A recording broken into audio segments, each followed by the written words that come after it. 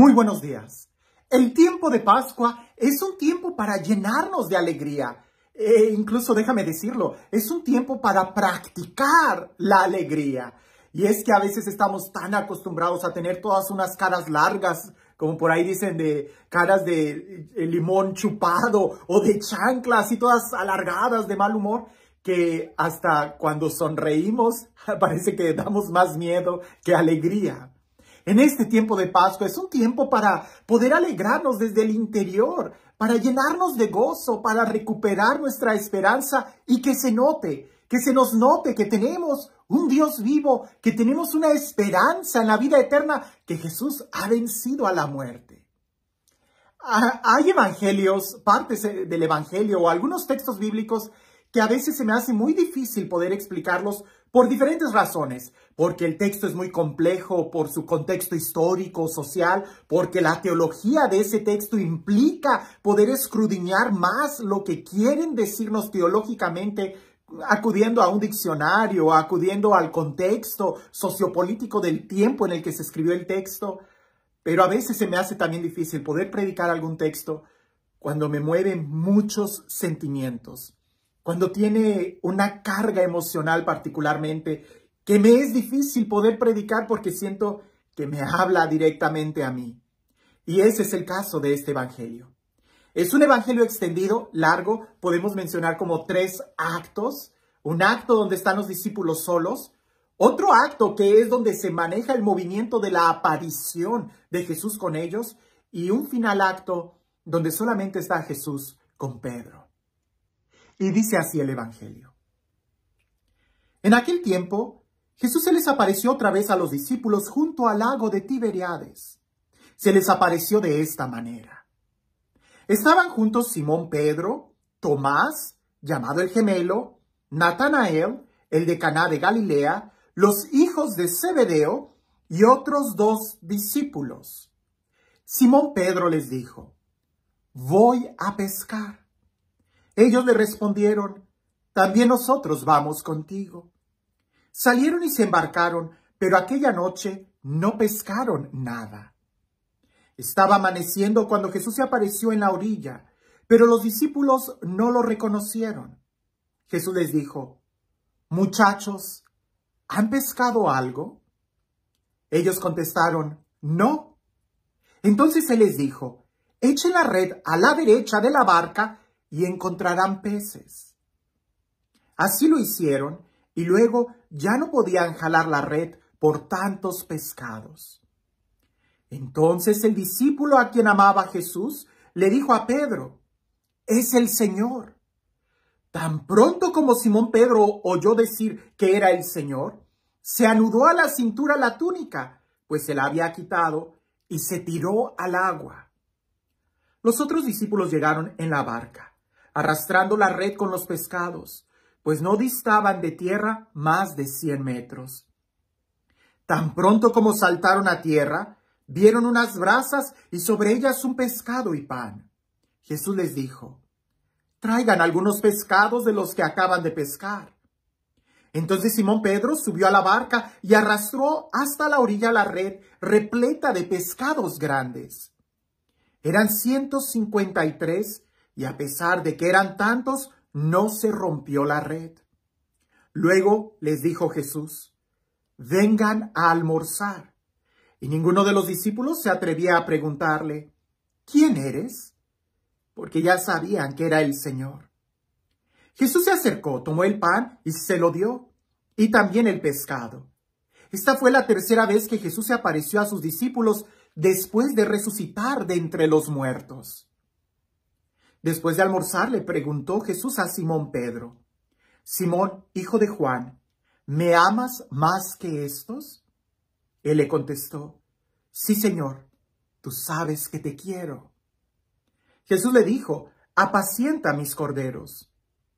Por 2ª vez le preguntó: «Simón, hijo de Juan, ¿me amas?». Él le respondió: «Sí, Señor, tú sabes que te quiero». Jesús le dijo: «Pastorea mis ovejas».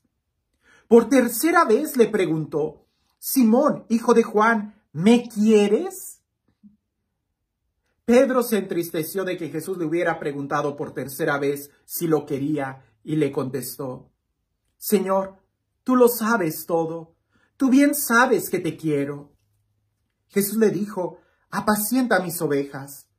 Yo te aseguro, cuando eras joven, tú mismo te ceñías la ropa e ibas a donde querías. Pero cuando seas viejo, extenderás los brazos y otro te ceñirá y te llevará a donde no quieras. Esto se lo dijo para indicarle con qué género de muerte habría de glorificar a Dios. Después le dijo: sígueme. No lo sé, yo me preguntaba, quizás los discípulos sabían que era el Señor, pero había algo de duda. Por eso no se atrevían a preguntarle quién eres, porque sabían que era el Señor, pero lo normal es preguntar quién eres. O quizás, ¿eres tú Jesús? Y el miedo sería que Jesús los fuera a reprochar y les fuera a decir: tanto tiempo llevo con ustedes y todavía no creen en mí. Ya he resucitado, les he mostrado mis heridas y todavía no creen en mí. Y los discípulos tenían miedo de preguntar quién eres, pero ya sabían que era el Señor.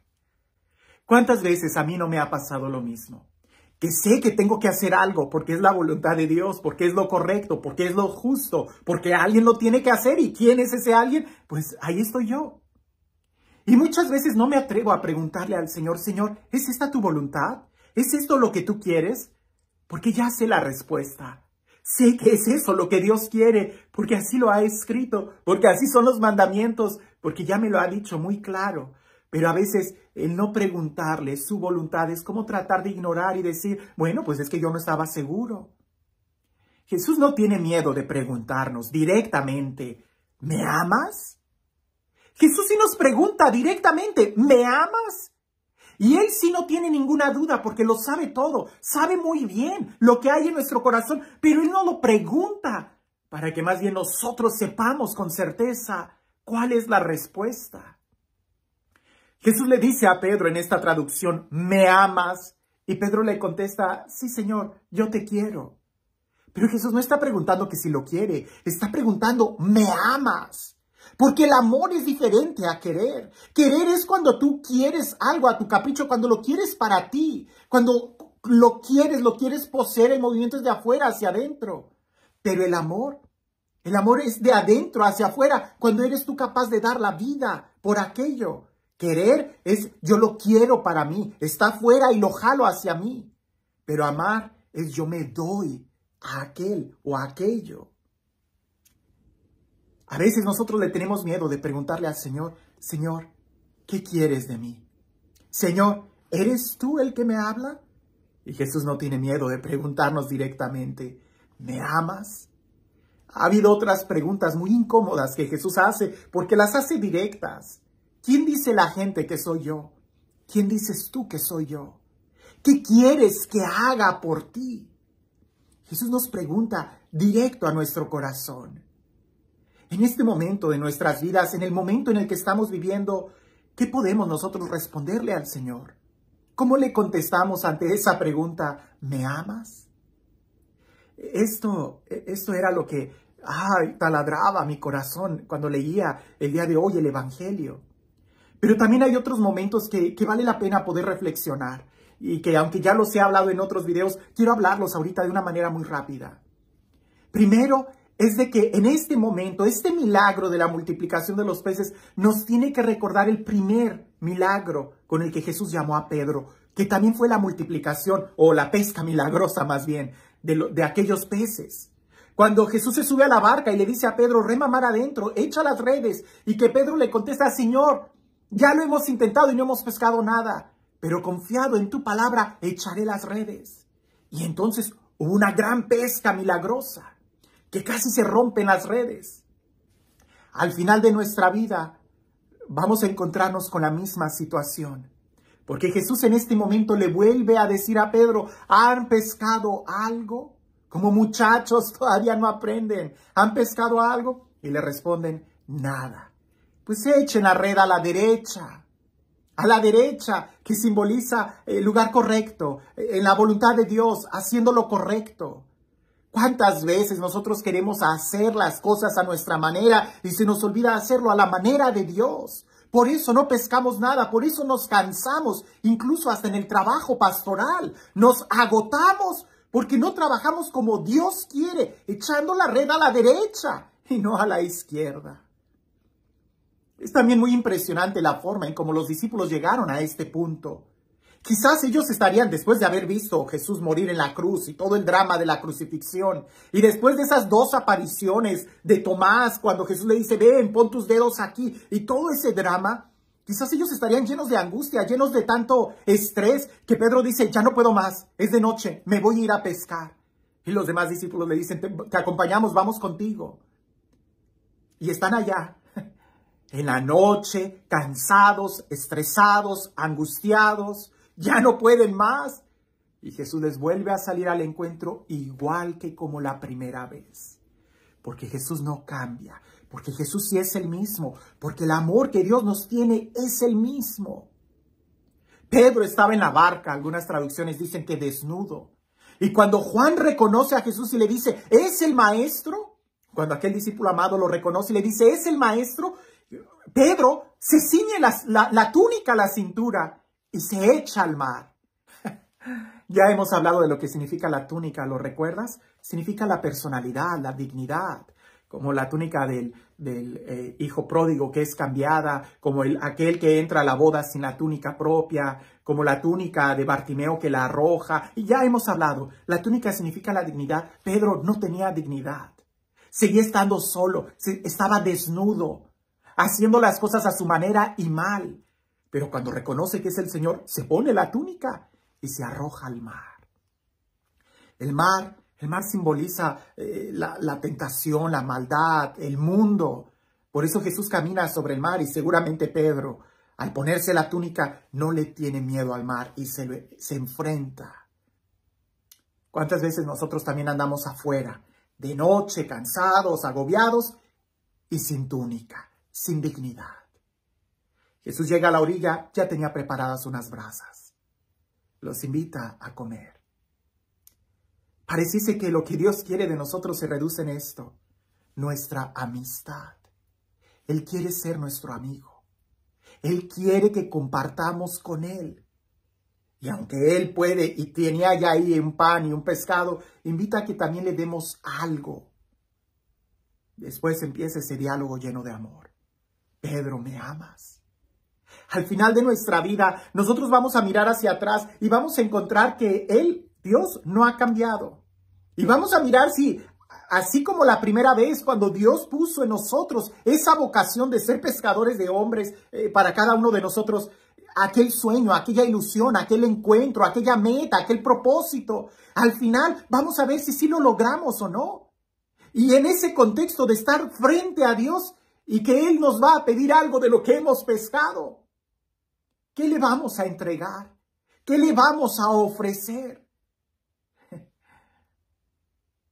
Al final, cuando Jesús le dice, apacienta mis ovejas, ya no lo llama más como un pescador, porque ahora la vocación de Pedro va a ser diferente. Ahora va a ser el Papa, ahora va a ser a quien le encargó toda su iglesia, ¿no? Ahora va a ser el pastor, ya no más pescador de hombres, sino pastor.